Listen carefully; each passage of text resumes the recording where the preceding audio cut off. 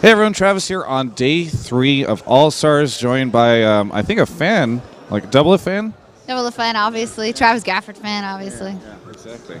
No, I'm here with Sjokz, who is a host, I believe, does some interviews on occasion in Cologne, which is not here. It's far away. And so, what are you doing here? Far away, Cologne, far away from Paris. You're from America, aren't you?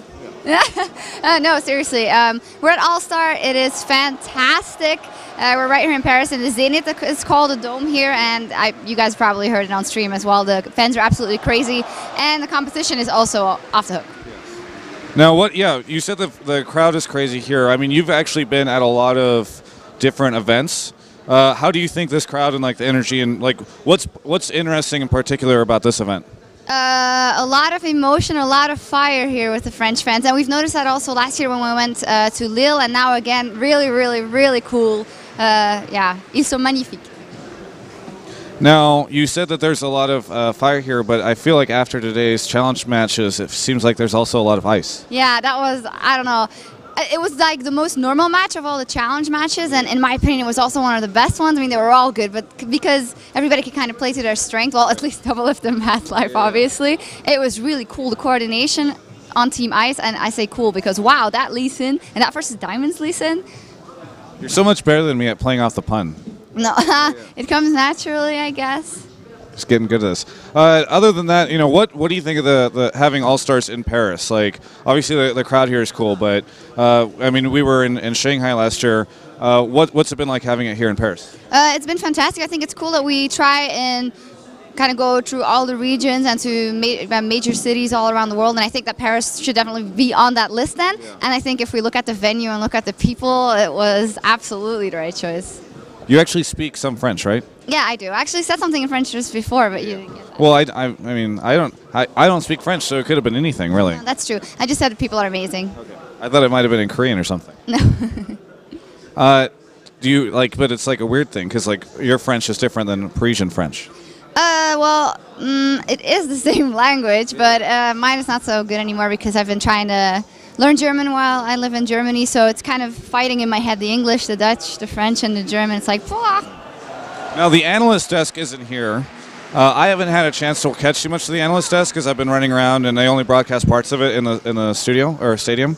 But tell me what the analyst desk has been like. It's been really, really, really great. So we have Freak on there, the Fisho, Monte, Crepo, and it's ran by Quickshot, who always does an awesome job because sometimes it can be hard, you know, to keep those guys in check because once they go off, it's really, really funny. You should go check it out. There's VODs, obviously, and you guys should also check it out.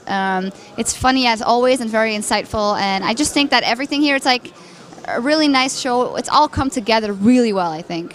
All right, so obviously a lot of things happen on camera, but some things happen off camera. Sure, a lot of things, you know, no one can ever talk about, but I'd love for you to tell me, you know, if there's any funny incidents that have occurred here that you can talk about behind the scenes. Yesterday it got really, really warm in here, and we were on the search for something to keep us cool. Yeah. So Lisa, who's a lovely lady, came up with frozen peas, packs of frozen peas out of the freezer, which we basically put on our necks and stuff to keep cool, especially the casters, because when it's as warm as it is here and then they're up on a platform and they're going off because the games are just amazing, they need some cooling off, so that was cool. Now, today it's raining outside. You know, I come from beautiful southern, sunny California. Is this affecting you at all, this rain?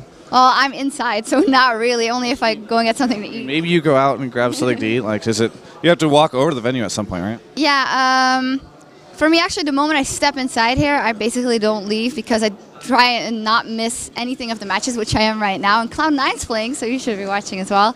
I'm trying to create content for the fans, Sjokz, you know? Like, I want to create content for them. You've been working hard. Well, so have you. Yeah, thank you. Speaking of that, by the way, I tweeted a picture of the French casters casting, or getting ready for casting today, and then D-Man tweeted back and was like, yo, we've all been here for 3 hours, you know. So actually, I'd love to ask you, like, what kind of hours do you guys keep here on this? Because obviously people think, like, oh, the stream's on, they're here, but what else is there for you guys going on? So basically, we get here around 8:30 a.m., because we go through the script and, the finer details of the show. We, of course, got to rehearse, got to get ourselves in makeup, and then the show goes live. And then after the show ends, we also convene, we have a little meeting, what was going on, try and prepare everything for tomorrow as well as possible, or the next day as well as possible. And then most of the time we just fall in bed and sleep until we come here again. And every time when I get up, I'm like, it is too early. And then I just step in here, I see all the fans, and I'm like, whew, I'm so awake.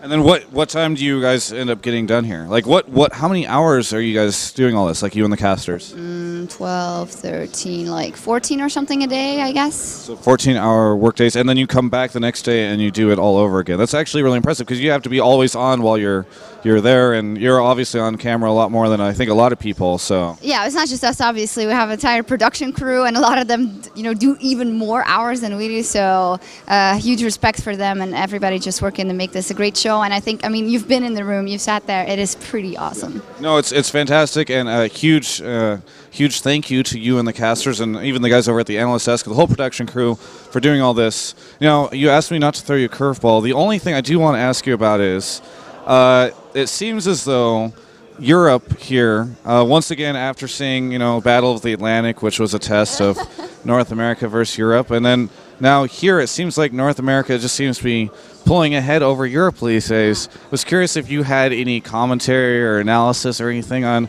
North America just trumping Europe once more.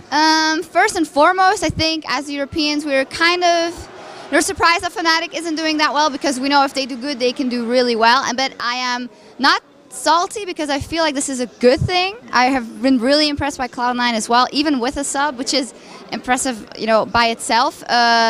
I think it's really great because the more competitive it is, the more competitive everyone else gets, and maybe it'll wake up the teams in Europe and be like, oh, hey, NA is pulling ahead, and we don't want to have Travis Gafford be able to boast about this. So no, seriously. But I think my boasting is what motivates EU teams the most, right? Yeah, but I like it's a healthy rivalry. It's just fun, and I think mainly we've just seen some great games here, and that's probably the best thing. Now, right after this, you go off to Cologne again and get ready for the summer split. Anything that you're excited about for a summer split? Basically everything. It's really weird. It's like there are no breaks. It is all League of Legends all the time, and I think that is really, really cool. I hope that spring is back in Cologne when we get there, so we can enjoy some sun as well, and just getting ready to kick things off again. Now, finally, you have anything you want to say to all your fans out there, Sjokz, all the people cheering you on when you go up there to give an awesome interview? Oh, thank you very much, Travis. No, thank you for everyone who supports me. I do my best, try and improve. Nobody's perfect, and you got to keep working at it. But it's really cool that people support me. It's also kind of a weird phenomenon, but it's awesome. A weird phenomenon? You're creating awesome interviews, Sjokz. Yeah, the players are the stars, That's true. But you help support them. That's true, I guess. Thank you so much, Sjokz. This has been fantastic. And I'm sure you'll continue to do awesome content and interviews and all that stuff throughout the rest of the show.